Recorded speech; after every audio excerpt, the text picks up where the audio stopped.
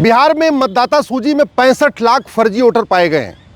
एक राज्य में 65 लाख, तो आप खुद सोच लीजिए भारत में 28 राज्य हैं और 8 केंद्र शासित प्रदेश हैं। टोटल भारत में कितने फर्जी वोटर हैं? और बिहार में 65 लाख हैं तो बंगाल की क्या स्थिति होगी, झारखंड की क्या स्थिति होगी, आप इसकी कल्पना खुद भी कर लीजिए। इसीलिए मैंने माननीय सुप्रीम कोर्ट में पीआईएल फाइल किया और मांग किया कि केवल बिहार नहीं, पूरे देश में स्पेशल इंटेंसिव रिवीजन होना चाहिए, सघन जांच होनी चाहिए। और बिहार में तो 23 साल के बाद हुआ है। हमने मांग किया है हर 5 साल पे रेगुलर इंटरवल पे ही एसआईआर होना चाहिए।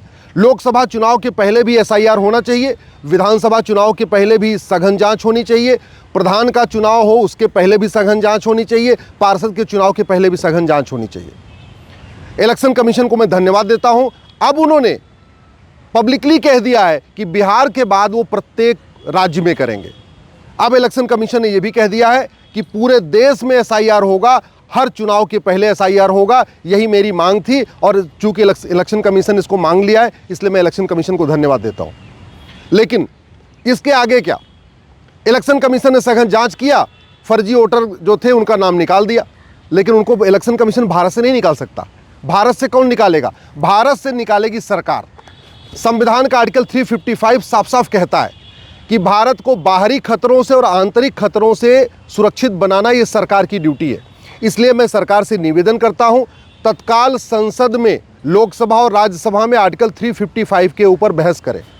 सर्बानंद सोनोवाल केस में जो सुप्रीम कोर्ट ने कहा था घुसपैठ एक्ट ऑफ एग्रेशन है, घुसपैठ हमारी राष्ट्र की सुरक्षा के लिए खतरा है, घुसपैठ हमारी देश की एकता अखंडता के लिए खतरा है, घुसपैठ अपने आप पे इनडायरेक्ट वॉर है, वेजिंग वॉर है, देश घुसपैठ हमारी संप्रभुता के लिए खतरा है, घुसपैठ हमारी आंतरिक सुरक्षा के लिए बहुत बड़ा खतरा है।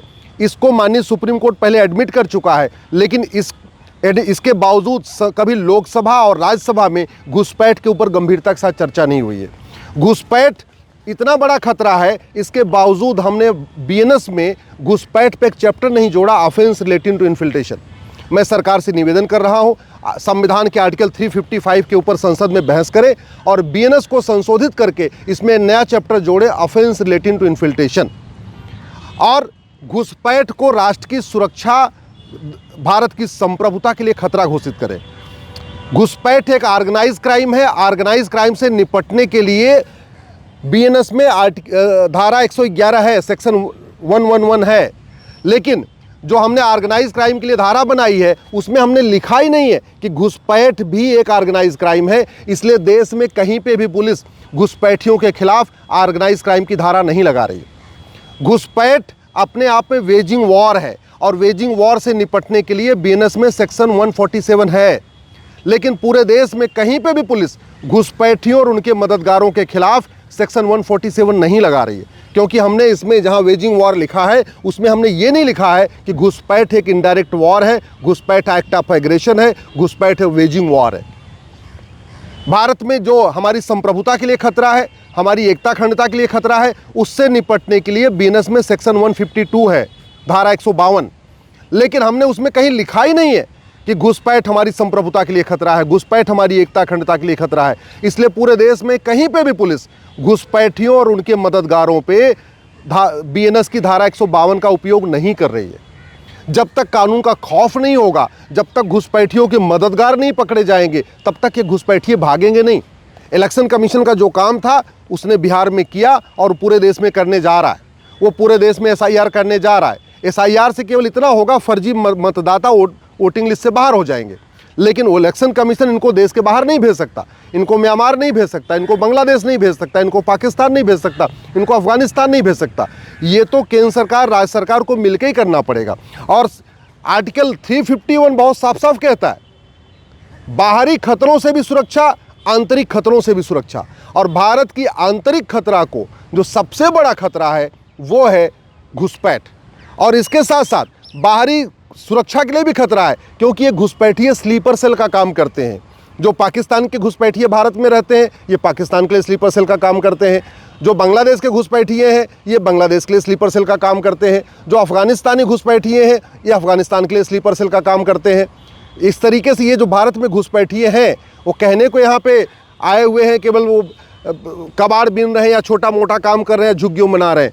ये आतंकवाद भी फैला रहे, जिहाद भी फैला रहे, मजहबी उन्माद भी फैला रहे, अपराध भी बढ़ा रहे हैं, चोरी लूट झपटमारी भी आगे बढ़ा रहे हैं, और सबसे बड़ी बात, भारत की आंतरिक सुरक्षा के लिए बहुत बड़ा खतरा बने हुए हैं, क्योंकि ये स्लीपर सेल का काम कर रहे हैं। इसलिए ज़रूरत इस बात की है, इस पे संसद में गंभीरता के साथ चर्चा किया जाए, बीएनएस में एक नया चैप्टर जोड़ा जाए, ऑफेंस रिलेटिंग टू इन्फिल्ट्रेशन, और घुसपैठियों और उनके मददगारों के खिलाफ एनएसए लगाया जाए।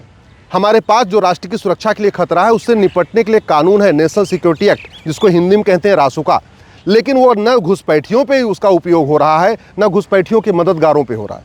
घुसपैठिए जो बॉर्डर पे 2000 रुपये दे के आ रहे हैं ना, जो बॉर्डर पे उनकी मदद करते हैं, ऐसे 2-4 उनके मददगारों पे एनएसए लगा दें, यूएपीए लगा दें, वेजिंग वॉर लगा दें, देशद्रोह लगा दें, गैंगस्टर एक्ट लगा दें, उनकी प्रॉपर्टी जब्त कर लें, उनकी सिटीजनशिप ख़त्म कर लें, उनको ज़िंदगी भर के लिए जेल में डाल दें, तो ये बॉर्डर पे जो उनके मददगार बैठे हैं ना, उन घुसपैठियों को अंदर लाना बंद कर देंगे।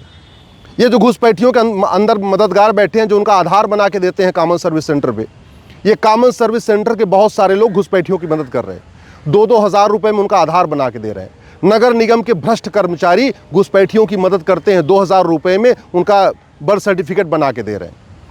तहसील के जो भ्रष्ट कर्मचारी हैं, वो 2000 रुपये में घुसपैठियों का राशन कार्ड बना के दे रहे हैं। जो आरटीओ ऑफिस के दलाल हैं, आरटीओ ऑफिस के भ्रष्ट कर्मचारी हैं, वो 3000 रुपये में घुसपैठियों का ड्राइविंग लाइसेंस बना के दे रहे हैं। और उसके बाद जो लोकल नेता होता है, जिसको पार्षद बनना है या प्रधान बनना है, वो इन घुसपैठियों का 4-5 डॉक्यूमेंट के बाद लेके वोटर आईडी में नाम जुड़वा दे रहा है। जब तक फर्जी आधार बनाने वाले, फर्जी राशन कार्ड बनाने वाले, फर्जी बर्थ सर्टिफिकेट बनवाने वाले, फर्जी ड्राइविंग लाइसेंस बनाने वाले और वोटर आईडी में नाम जुड़वाने वालों के खिलाफ एनएसए नहीं लगेगा, यूएपीए नहीं लगेगा, वेजिंग वॉर की धारा नहीं लगेगी, इनके खिलाफ देशद्रोह की धारा नहीं लगेगी, इनके खिलाफ गैंगस्टर एक्ट नहीं लगेगा, इनकी 100% प्रॉपर्टी नहीं जब्त होगी, जब तक इनकी नागरिकता ख़त्म करके इनको आजीवन कारावास की सज़ा नहीं होगी, तब तक घुसपैठियों की मदद करना ये बंद नहीं करेंगे। सठे साठ्यम समाचरेत भयबिन होय न प्रीत।